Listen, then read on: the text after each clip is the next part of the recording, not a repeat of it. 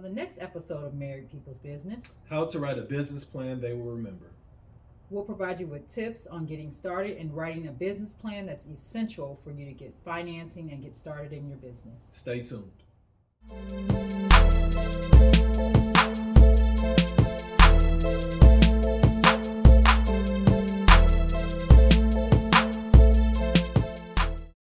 Welcome back. Welcome back to Married People's Business Podcast.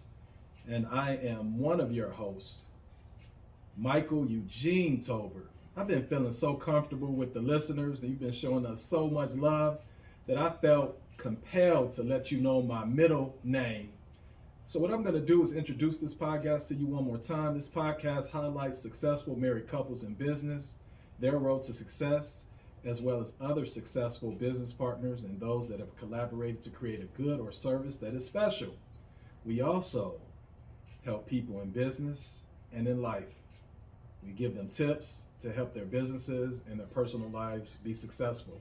And with that being said, I'm going to introduce my beautiful chocolatey co-host, Shalise Ramona. I gave you her middle name too, y'all. Ramona Tolbert. And you said it twice, huh?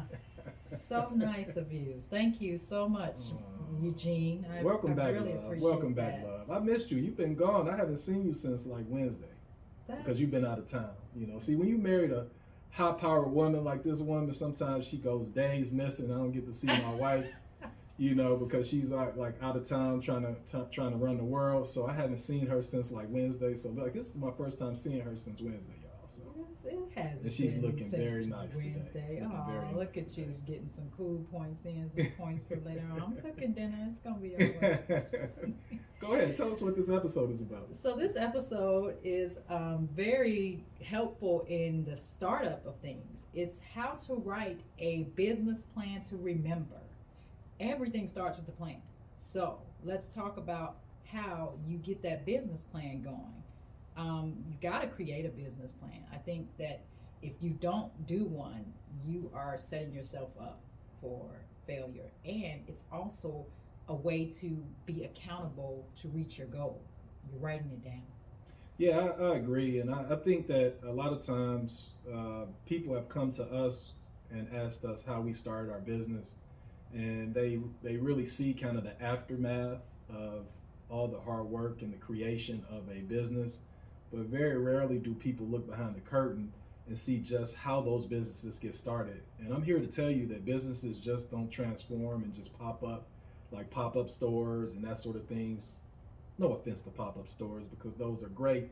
But if you're talking about a nice brick and mortar that's going to take some time, that you want to be around for a long time and doesn't rotate from place to place, you have to start with the plan. You have to start with the plan. Planning is all about business because without a plan, most things fail. So that's why business plans are so important. And I know when we started our firm, it was very tough trying to figure out how to even do a business plan. So what we're going to do is give the listeners and the viewers that are watching this YouTube channel, we're going to try to give you some nuggets and let you in on some of the tips that we learned throughout the process of writing our business plan, and hopefully it'll make your process more experienced. It'll make your process better and easier, and it'll make your business plan a memorable one. So this is what today's episode is about. Well, I think part of making it memorable is because this is your vision. This is your business. What makes your business unique? This is where you write down your vision, your hopes, your dreams. You're mapping it all out on paper. So think about what it is that makes your business unique in putting that down in this plan. So to start, I think one of the things that I think is very key is that you have to make the time to do this. That is so true, and time is everything. And we use our time in this world for so many different things. Because I think in the very first episode of our podcast, we talked about how many distractions in the world we have. So distractions are the main enemy to a plan. And it's very important that you really are intentional and dedicated and carve out time so that you can draft that plan. So how did we go about doing that? Well, what used to be our movie night and date night and, anything else that we did on Saturday nights turned into business plan night. So we either, we got takeout or I cooked. We had dinner, relaxed a little bit, and when we were done, we started working on the business plan. And I think we actually set a time of like 4 or 5 o'clock, if I remember, somewhere up in there, to be started by that time. That's exactly right. We had a carved out time. I think it was every Saturday. Yeah, it was. It was every Saturday at 4 or 5 o'clock, depending on what was happening that day. And we carved out about, if I recall, about 2 to 3 hours on a Saturday to really map down what our business plan would be, how it would look, and what were the important concepts and things that we wanted to attack. And before somebody out there goes crazy and says, on a Saturday, why would I spend my Saturday, drafting a business plan? But I'm gonna tell you like Debbie Allen in Fame, baby. Success costs. Fame costs. Oh yeah, it was fame costs.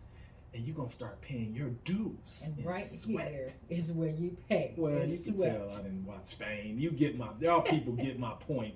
You get my point. You are so extra. I love it. That's why I'm with you, because you are extra. You make me laugh. What does it say? But Fame costs. And right here is where you pay in sweat. There we go. So you got to sacrifice the time, and it's going to take some Saturdays. It's going to take some Fridays, but trust me, that time that you dedicate is going to give you a life of lifelong freedom into the future. So the pain you feel drafting that business plan on a Saturday, you have a lifelong of freedom into the future. So just keep that in mind, y'all. If it's something that you want to do, it doesn't matter what day of the week it is. It doesn't matter what time you're working on it. It's all about making it to that goal, achieving that goal. So if you've got to be up in the wee hours of the morning, working on this or thinking about it, you do what you got to do until you don't have to do it anymore. That is true. She's preaching. She is preaching.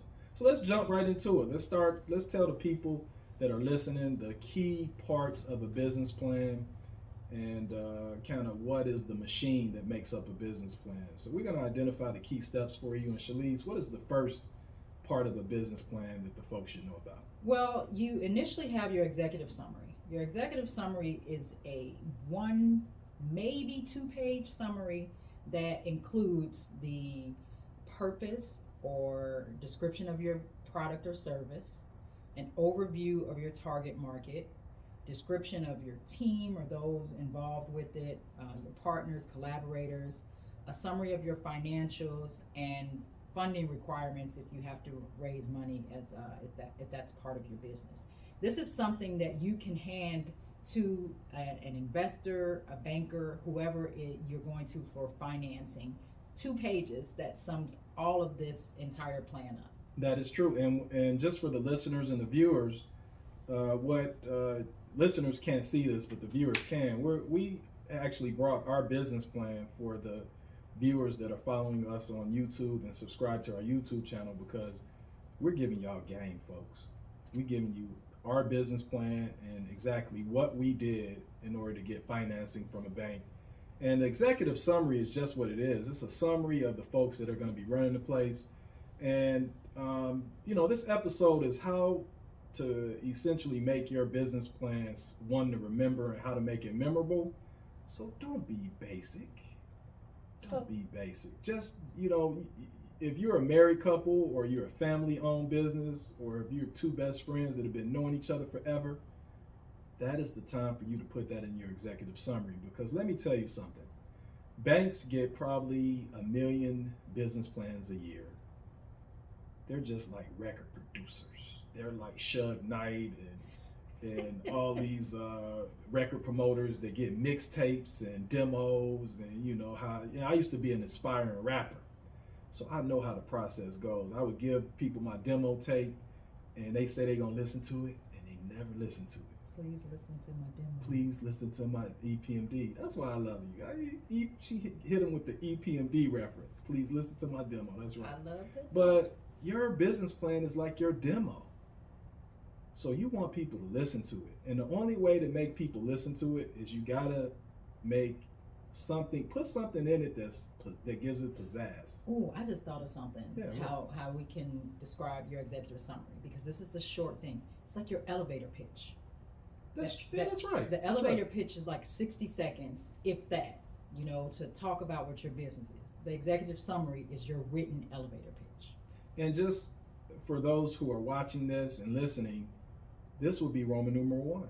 This is the first part of your business plan, your executive summary, your elevator pitch, outline who you are and why you're going to make $1 million bazillion dollars, and what makes you as an executive unique. For us, it was the fact that we were married. And for the married people listening to this, that is a strength.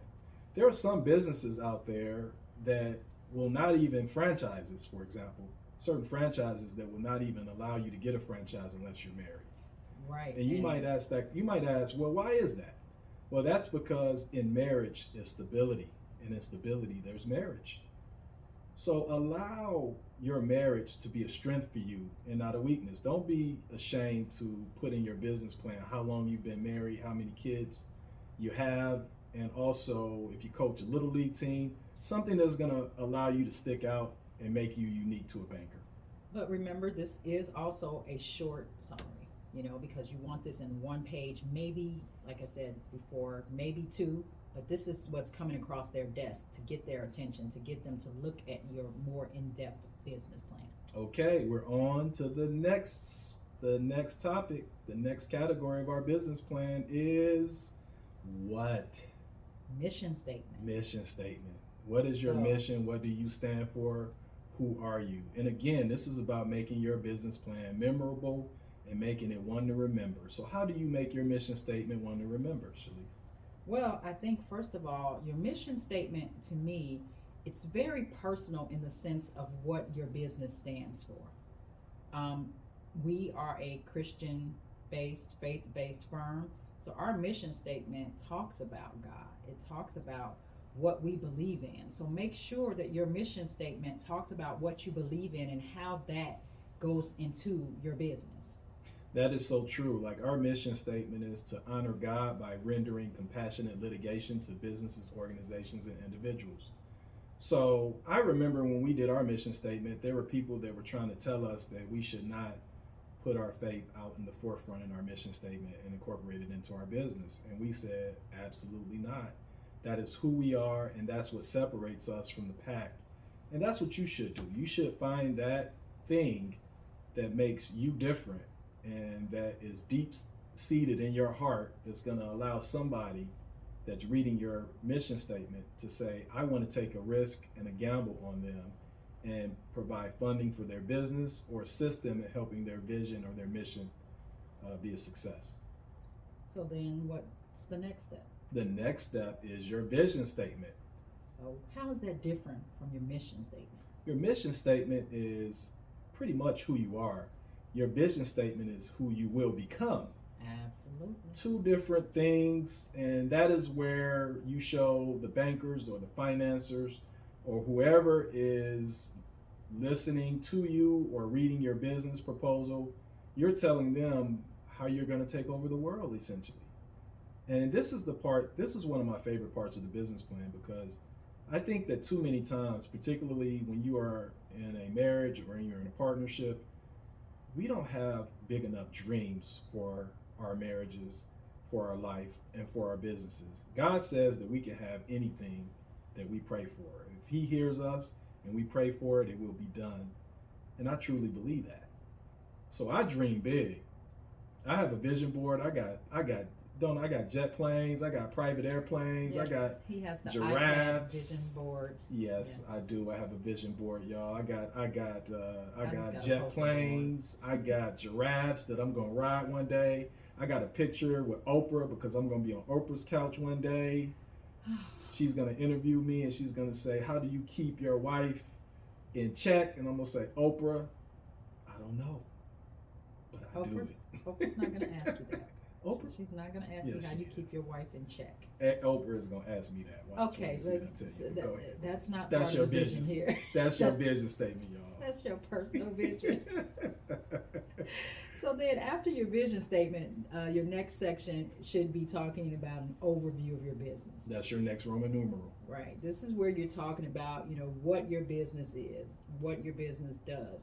I think part of our business plan included, other attorneys, law offices in the area, and it was a great lead in to the marketing plan. So we talked about what we were going to be doing, what was our niche, what we were standing for, all of that stuff. Why did we think, hey, put this law firm in Gary, Indiana?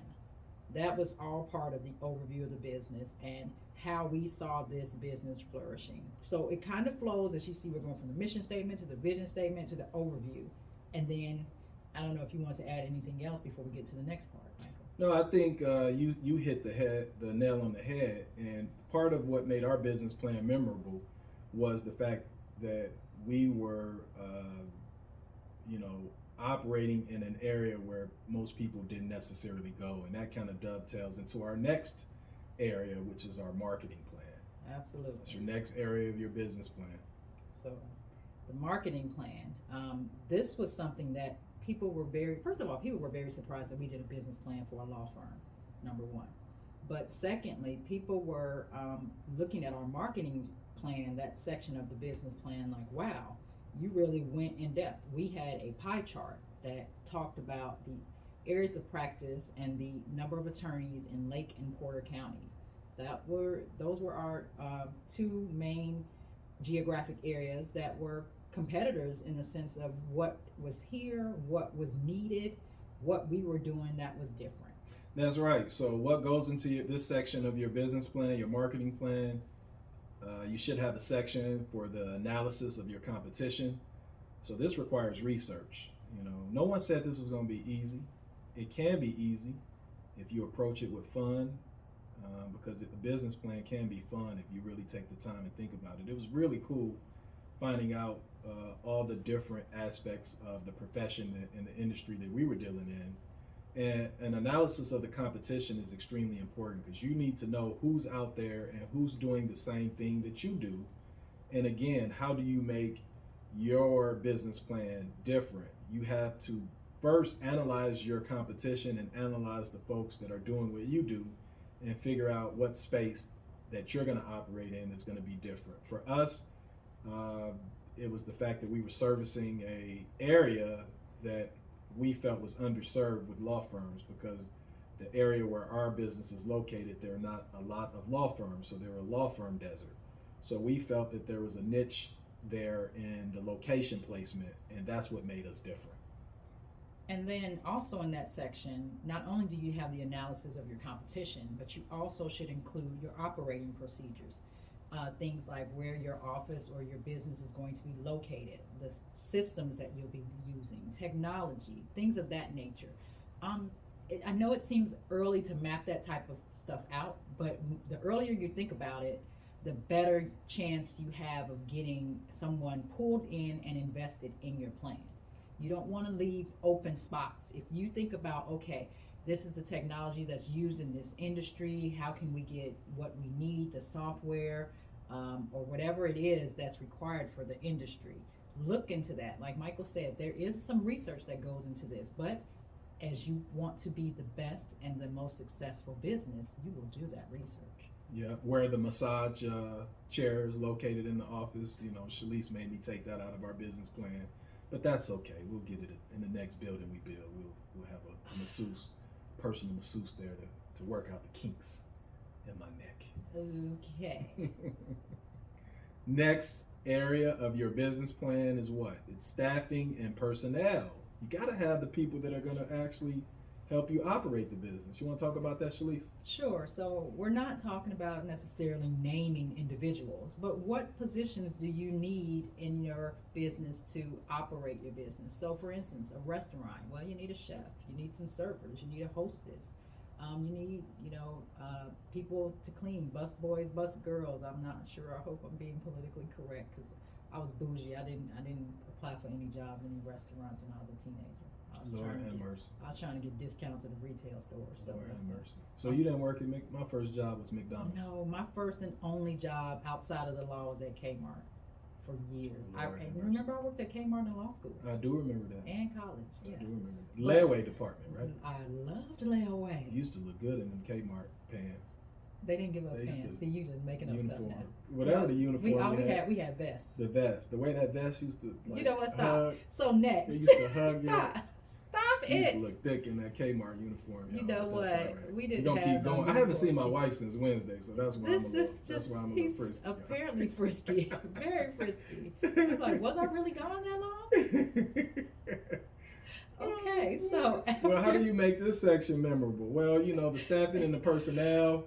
This is, I think, even though you don't have to specifically describe the actual people that are going to be working there, because for some of you might not even have employees, but you still want to be able to describe what is going to make the staffing that you do have unique.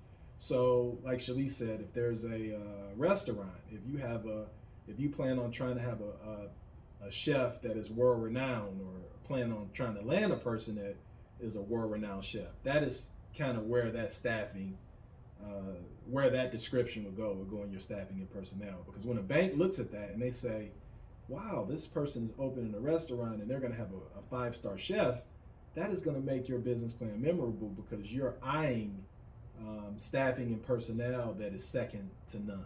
And that's the message that a business plan sends. It's supposed to be your wish list of things that you're going to have in your business and what you're going to do in terms of delivering your service or good that is going to make you a successful business and make you a worthy financial risk for the banks. Right, and the staffing and personnel section also gives the bank or investor an idea of what leads into the next section when you start talking about your financials. The last and final section of the business plan, and I hope everyone's been writing and listening and taking notes, is the financial plan.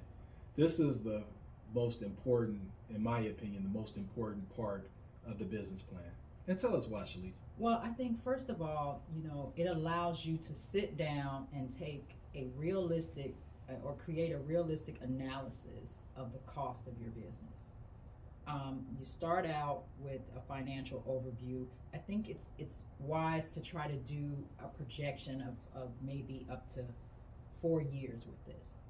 And with that, you want to talk about startup costs. So are you going to have a brick and mortar actual building that you're in?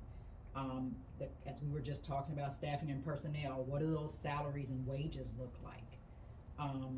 The startup cost of equipment, technology. Are you going to have any contractors or vendors? For instance, we have our IT person is on a contract as a vendor for us, not on staff.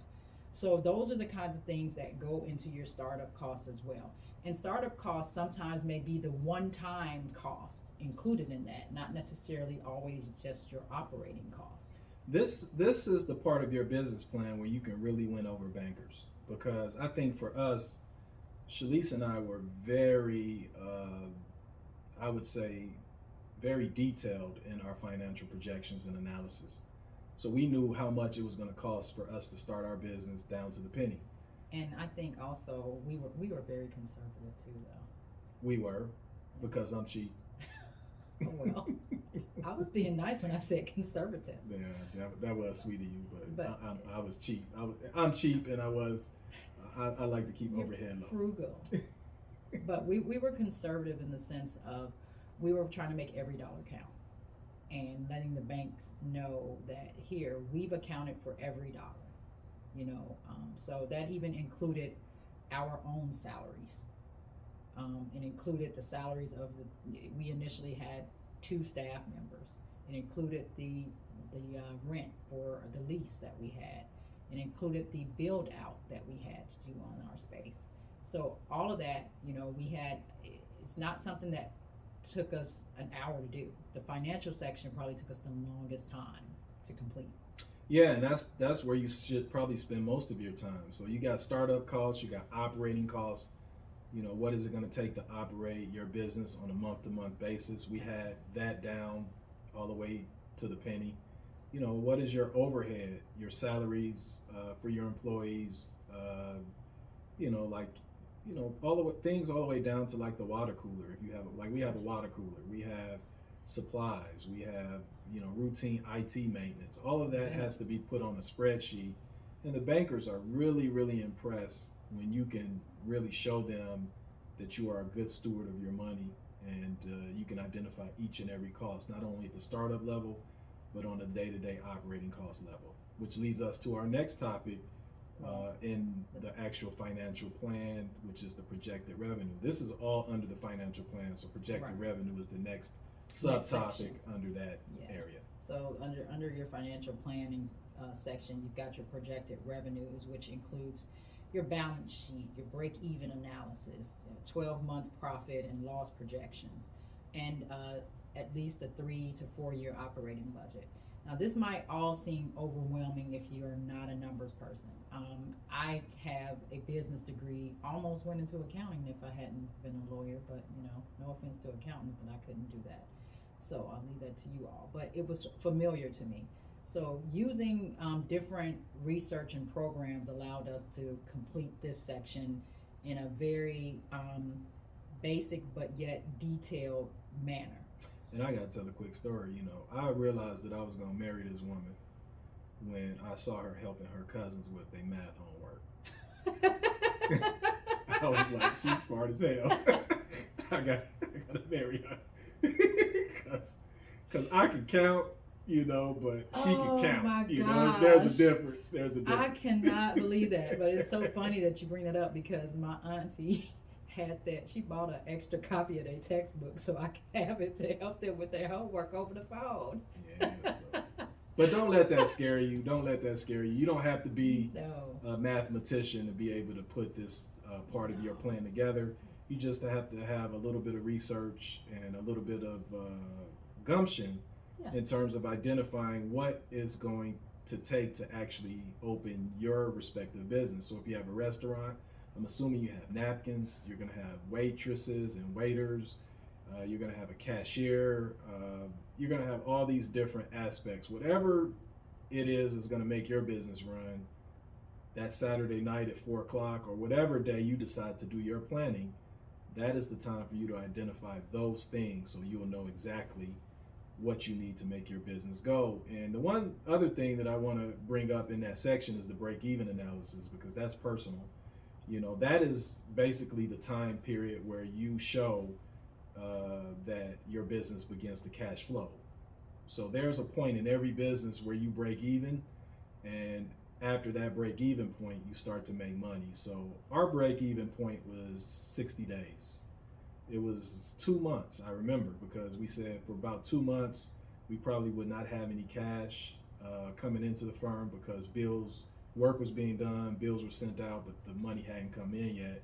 And it takes a little bit of time to break even. So it took us about, 60 days, Shay? No, I don't think necessarily that was our break even point. I think that was, I want to say we said 6 months, but because we knew that we wouldn't get money coming in for 60 days because of the way that a law firm works, we don't bill out until after 30 days. And then we accounted for, just the accounting time of slow pay. So we wouldn't start getting cash flow in for 60 days. And then the break-even point in our plan, I believe, was 6 months. Oh, I see what you're saying. Very aggressive. I got you. You're right. You're right about that. So you're talking more from a global, general business perspective in terms of when the business would start to cash flow, and not necessarily when we pay ourselves. Exactly. Gotcha. So because as a business, in service industries, sometimes you don't invoice people for 30 days. That's right. But when you've got something that you're making money right away. At a restaurant, they pay you when they eat. That is correct. Versus us sending out invoices at the end of every month. Yeah, but that's important. You need to, I told you she was smart, y'all. So well, I look at things real simple. I'm like, when am I gonna start getting paid? Whatever that day is, that's the break-even point. Yeah. So that I know that's not the official, but but you need to determine when your business begins to cash flow is the point. Right. And also the break-even analysis is the more broader macro perspective of when your business begins to become profitable. Exactly. Is the best point. So exactly. All right. So your overhead is not overriding your income. That's correct. So we're on to the next sub area in your financial plan. This is all Section. under the financial plan section. It's the supporting documents that you're going to attach and affix to your business plan. Right. So those supporting documents included your personal tax returns for the last I think maybe 3 to 5 years is what they may be asking for now. That's right. It may depend on, the bank or the investor as to how much they want, but at least 3 years of your tax returns. Personal financial statements of all of the partners involved. Obviously, we are married. We had joint filings for things, but we were coming from other employers that we each had different financial statements from that we had to account for because we were partners at other firms. So that type of thing came into play. Licensing, if you have to do any kind of applications for licensing, get that taken care of as early as possible. We obviously, as attorneys, have to renew our license every year, so we had to show that we were in good standing. And That's right, because you can't. There's certain businesses where you gotta, like if you're we keep using restaurants because that's kind of an easy point of reference. But if you're a restaurant, then you might have to have some sort of a certificate to be able to serve food. So the bank, they're not gonna, if you have a business plan, you can have the best business plan in the world, but you can't show them where you can actually officially legally sell food, then they're not going to give you money. So that is where you show them that you actually can do what you're saying you can do in your business plan. Right, you apply for whatever you can apply for as early as possible. State and health department, requirements, all of that stuff. Yeah. So, and then we included a copy of our resumes. I don't think that's something that's necessarily mandatory and everything, but we included our resumes to make our financiers know this is what our experience is. This is what we're bringing to the table. And we know that we can do this business and it will be a success because this is what we've done for the last 15 years at the time that we were, getting ready to start. And under the financial plan section of your business plan, you want to have an area that talks about your more detailed, in-depth management plan, your more in-depth marketing plan, and what your marketing goals are for the firm long term. This is the section where you describe your competitive advantage, what makes you special from any other firm in the area, and also in that area you talk about your pricing and what is described as your quality curve. And that's just a fancy description for basically saying what makes your product, good, or service affordable. Would that be fair enough? Absolutely. Okay. Yes.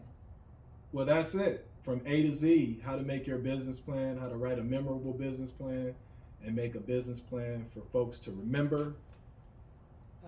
I think that it's easier than what it sounds because it sounds like a lot, but once you start doing it, you'll get right into it. It'll flow. It does take some time, but all your hard work and dedication to this will definitely pay off because if this is your dream and this is what you want to do, you will get this done. Absolutely. And I know we described a lot of information, and this series is really going to be a build-up. So we're going to be talking about not only talked about the business plan, but we're going to be talking about who do you give the business plan to. We're going to be talking about entity formation, whether you should be a corporation, whether you should be an S corp, whether you should be an LLC, whether you should be a partnership, a sole proprietor, the benefits, the pros and cons of all of those structures, and just trying to give you some really good sound tips to have a great foundation on how to start a business and how to make that business successful. Shalise, you want to give us some parting shots? I just want to say, everything that you work for is going to be fruitful and you will prosper as long as you dedicate yourself to it and you put God first. That's it. That's how we end all of these podcasts, is to put God first, and anything that you ask him for, it will be possible for you. Nothing with God is impossible. So what we're going to do is we're going to ask you, if you've enjoyed what we've had to say, we're going to ask you to subscribe to our YouTube channel. Also, follow us, listen, rate, We're up on Apple Podcasts. We're up on Spotify. We're up on Google Podcasts, Amazon, and iHeart. Please support us. Like, follow, share, and just get the word out, because we're offering some good information that can be helpful, hopefully, to you, or that was helpful, and that can be helpful to others. And that's Married People's Business.